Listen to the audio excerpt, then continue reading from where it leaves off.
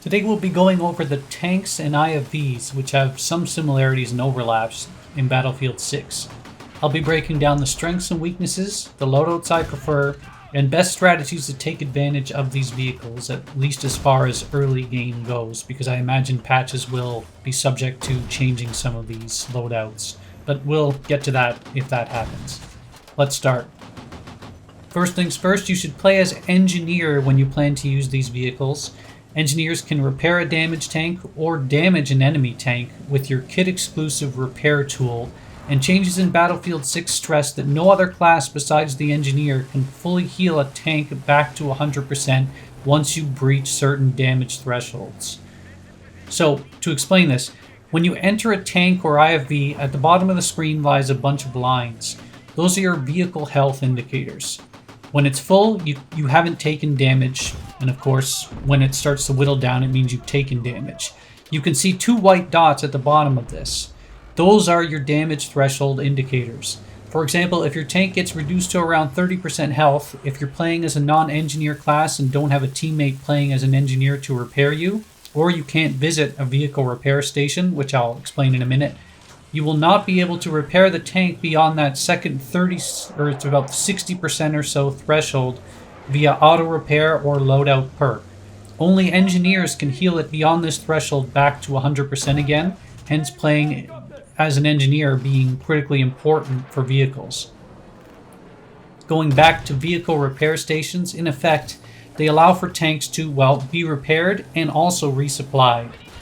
They allow for tanks to be healed beyond the damage threshold if you aren't running as an engineer, and there's often a few of them located in each map, often near your spawn points or an objective that you took that's closer to your base. They're also located on the minimap, so it also pays to know where they are before you go into an encounter in an area, especially near a conquest objective, where there's a high likelihood that there'll be one nearby after you capture an objective, especially if it's closer to your base.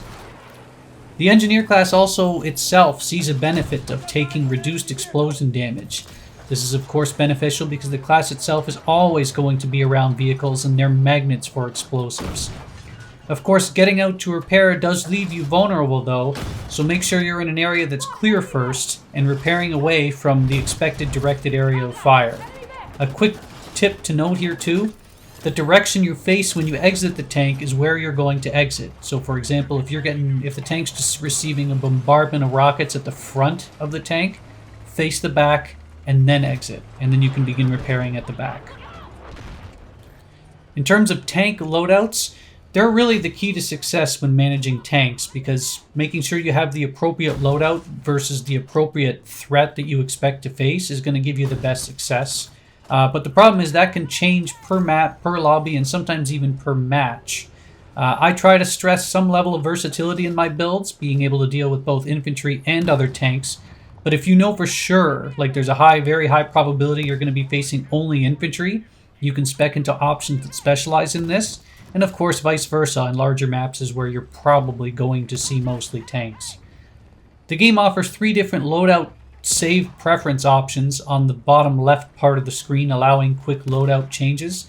This way, if you do find that you're going to have to adapt your strategy, this allows you to do it quickly instead of having to rebuild your entire kit.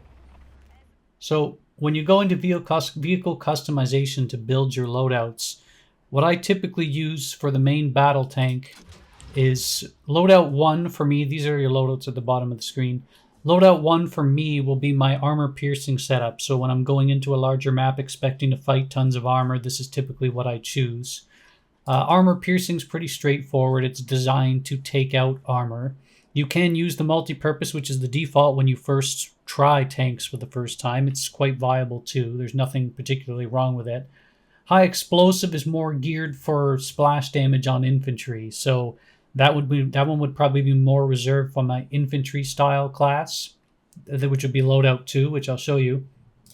Aim guided is the second one, so it's like a tow missile. It'll track downrange as long as you keep it within the crosshair, and you can also have it lock on when someone's laser designating, so that helps quite a bit. The coaxial HMG is what I use as my secondary because it not only outputs damage on infantry, it outputs damage onto light vehicles like jeeps going by.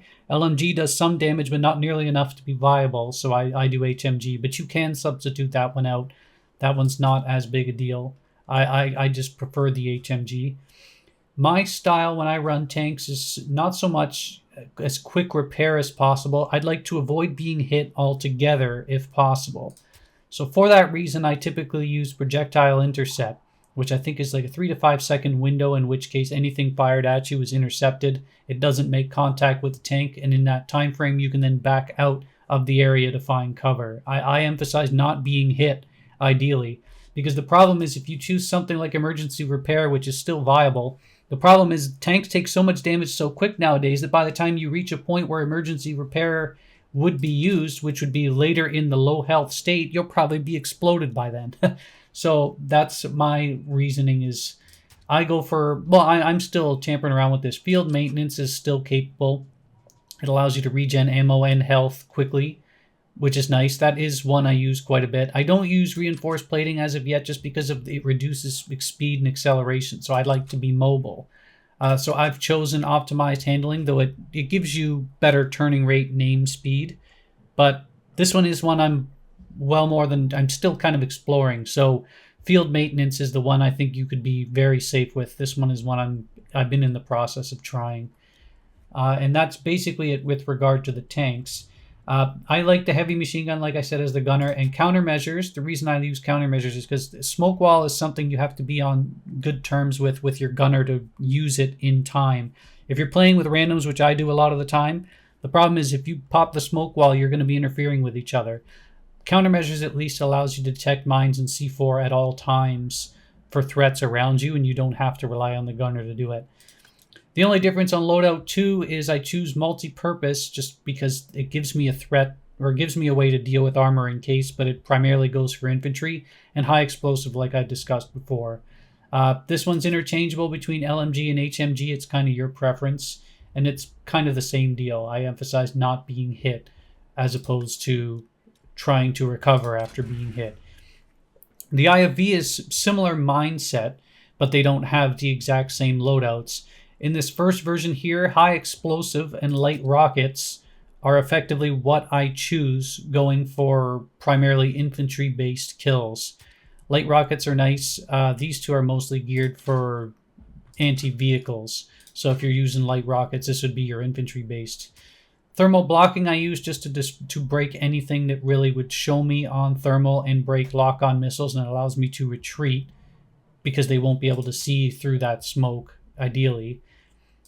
In this particular case, I still use threat detector for the reason it suggests. It gives you a good idea. This one here, I haven't tried it yet of anything, but when it tells you the source of the incoming damage, I find a lot of the time it would be a last-minute recourse when you'd be able to pop smoke anyway. So knowing where the threat is as opposed to when it's already fired at me seems the more viable way.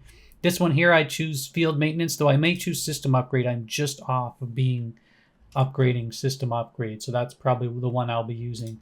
And you can choose, again, anything for this. I like grenade launcher just because of the big splash damage it offers. And then loadout 2 is the armor-based ones. I don't use this one much because ideally if I'm in an IFV, then I'm going to be facing infantry. But I still use armor piercing, guided lock similar to the other. You can use aim lock as well. That one's more up to you. Thermal blocking, I use threat detector. I'm not sure why I had that one on instead. Field maintenance, and then machine gun. So, with regard to dealing damage in a tank, it will take 4 to 5 shots to kill on average, depending on the angle and direction and the location on the tank that you hit. The front of the tank is the most heavily armored, so ideally you'll probably want to avoid prolonged engagements by attacking only the front, because in addition to taking longer to kill the tank, he'll be firing back at you. You don't want glancing blows at 45 degrees or so, because maximum damage is inflicted at 90 degrees, a straight-on shot. So you'll want to be as close to 90 degrees or perpendicular as possible when engaging, ideally trying to hit the sides of the tank, or especially the back engine. You'll likely be out 2, maybe 3 shots in terms of killing the tank off entirely if you attack the sides or from the back side. And they'll probably be dead before they can even return fire in this case. The tanks do have a risk of becoming disabled when they, or at least temporarily, when they drop below those certain damage thresholds we talked about earlier. So outputting high damage as quickly as possible puts them at high risk of not being able to retreat as well. So knowing this, it means that when you choose to engage, you should be slightly angled when shooting at a tank. Their shots will have a higher probability of being more glancing blows or at least damage reduction when they hit you versus you attacking them as close to 90 as possible. If there is damage reduction, I would say take full advantage of it. It only makes sense.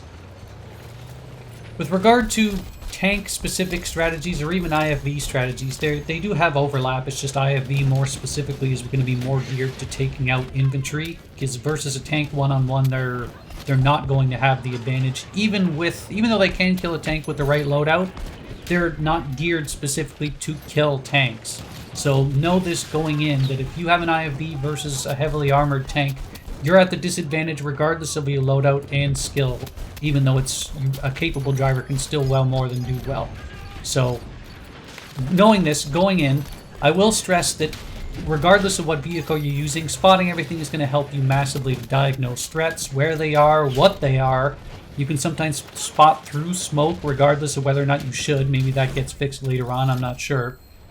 But spotting infantry, other vehicles, planes, and especially if you're the squad leader, objectives for extra squad points just to level up faster are keys to success.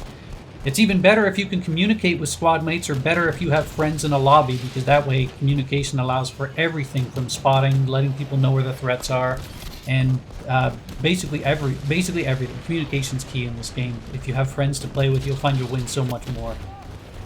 The second is to never outrun your infantry, and this is especially true in Battlefield 6, where vehicles are a lot less intense than they used to be in some of the older battlefields, and it's quicker to kill them. So there's a good chance if you're leading the pack ahead of your infantry, especially in more infantry-focused maps, you're going to be hit by so many different explosions that don't have a chance to use countermeasures, and you won't have a chance to use those countermeasures or retreat in time.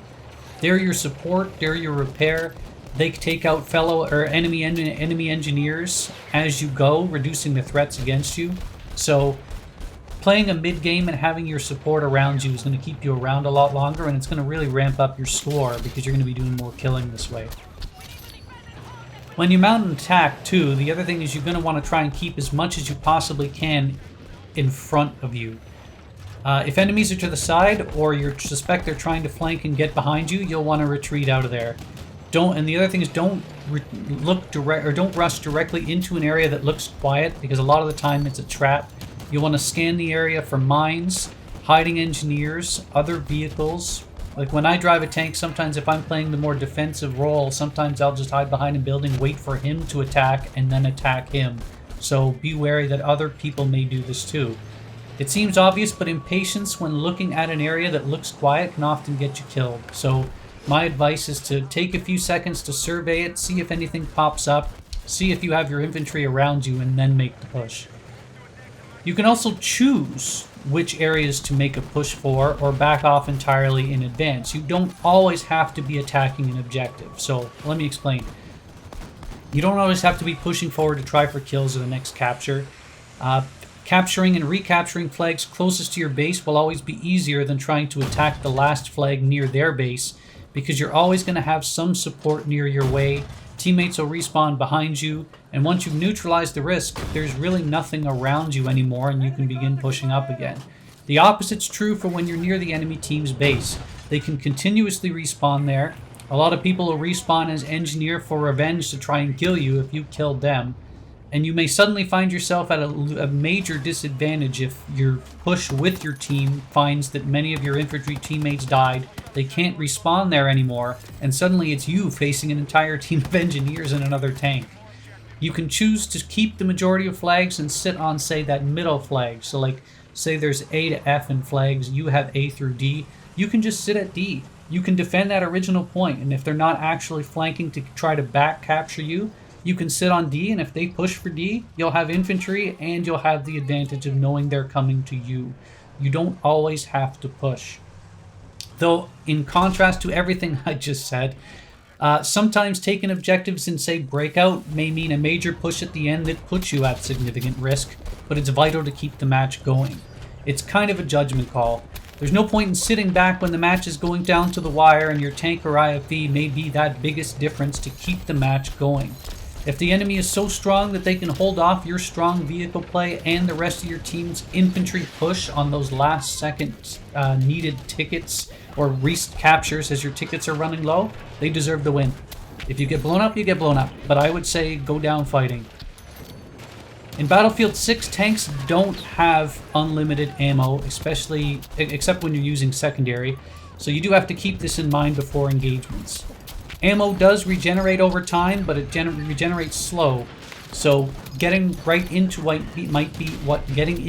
might be a sustained fight, perhaps against multiple enemies, would be a problem if you run out of ammo.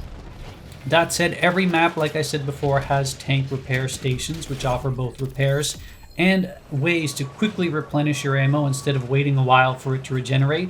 So it does pay to know where they are and when to use them. Sometimes backing off, using the station, and getting back into the fight and just exercising patience is the most viable strategy. And leading directly from that, target priority is a skill you should build too. There's an element of patience here that ends up being beneficial.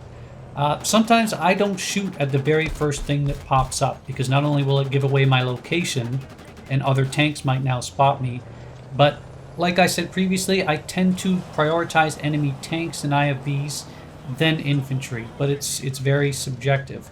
If their tank isn't shooting at me, I will prioritize to look at engineering threats that may be shooting at me. If you see multiple vehicles ahead of you, either attack the one that hasn't seen you first, or if neither see you, I like to attack the weak point of the strongest one. If they see you, back out of that engagement. The odds won't be good in a 2-on-1 situation, especially with how weak tanks are in taking hits. The same situation applies if you see tanks and a group of engineers sitting and sighting you. You probably want to back out of that engagement. I try to position myself at a slight angle, like I said, so that I don't have to take the full force of an incoming hit.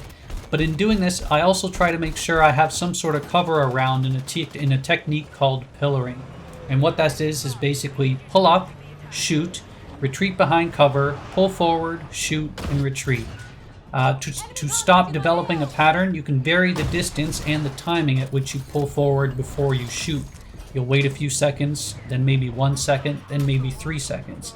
It makes you a difficult target, and it kills the pattern recognition for an enemy that expects to see you at a certain point when you pull out from behind that cover. In general with tanks, my general rule specifically is to prioritize survival over short-term destruction, with the caveat being that at least if it's not at the end of the game and it's close. If I take a few shots but I'm not disabled, I tend to retreat and heal up from that area anyway, because it carries a high risk of blowing up. Your goal should be to take as many objectives and leave as much destruction as possible for as long as you can. So the best way to do this is to make sure you're not entering an area which has a low chance of surviving to take a single objective or to get a few kills. The kills will be there in the game. You don't have to rush in and get greedy. The main way to help you survive longer too is to always have a getaway option and to make sure you have some form of cover. In some maps you might not always have the best cover around, but it can be anything from buildings, elevation changes, specific hills. Basically it's anything to break a sightline or to absorb a rocket or a shell from an incoming tank or engineer. Make sure there's some around you at all times if you can help it, and that will dramatically increase your odds of surviving. Ensure your getaway option is clear before you engage too. I've had so many times where I died because a friendly tank comes up from behind and blocks my path, and now I can't retreat and the rockets all hit me. It's happened so many times in the course of me playing Battlefield. So keep that in mind. Also tied to survival is your constant movement of the tank. You should always be moving, even if it's just back and forth. It makes you a more difficult target for engineers that are targeting you that you might not be aware of, especially ones using non-guided rockets. In certain maps, there are a lot of alleyways and height advantage or disadvantages that come from buildings from the enemy to have over you. So I'd say be very wary of this, especially in the New York maps. You can be vulnerable from 2 different elevations this way. Try to avoid cluttered spaces and areas with 2 elevation points, or you might end up being blown up from a height that you couldn't even aim the tank at to fight the enemies off. This is, of course, like I said, tougher in the New York maps, but this is why prioritizing staying back and choosing when to attack objectives instead of just running in there is more important than ever. There are times where you almost certainly will be swarmed and you're going to lose the tank battle, so either flee before you start, take advantage, or just accept the fact you're going to die and go down with the tank. The last thing on earth you want to do is give the enemy the tank and they have another one to use against you. So that would be my advice there. One of the key ones, I probably should have mentioned it earlier in the video, but is get used to driving in both first and third person, but especially in third person. You're going to be able to see more of the map, more potential targets, and especially threats that try and sneak up on you and C4 kill you. As stated before, is there something that can impede your retreat? Well, third person is going to help you so much more here. When you're doing your retreat, I sometimes like to do what's called minimap driving. If you're popping smoke and you can't really see what's ahead of you, or certainly not behind you as you're retreating, use the minimap to follow your road networks instead of smashing into buildings, because enemies shooting down a long corridor, if you run into the building on a turn that you weren't looking for on the minimap, can still hit you through that smoke. It may just save your life. And lastly, I've said this many times, but in the way that you're not supposed to bail out of the tank, you're supposed to go down with it if you know you're going to die. If the enemy bails out of their tank, try not to destroy it. Try to repair it yourself if you're an engineer, which you should be, or ask if someone can repair it for you. Perhaps the tank driver, perhaps someone around happens to be an engineer that can repair it. Adding another weapon and a tank to the battle is vital for you. It's going to be, and most of all, it takes one away from them respawning. You are in serious trouble, or they're in serious trouble now when you took one of their weapons, and now you're going to be outputting it towards, the match. I know it's a long video, but there's quite a bit of information to gather, quite a bit to espouse, and that's what I aim for. I know lots of veterans might read it and assume that, well, they might already know this, they might have already implemented it, and hey, so be it. When I make these videos, I always assume to start as if you're new to Battlefield or you haven't played it before, and this would be sort of viable information for you to try to improve. So ideally you learn something, ideally you reinforce what, if you watched the whole thing and you already kind of knew it, that you reinforce what you already are doing is working well. And that's it. Enjoy.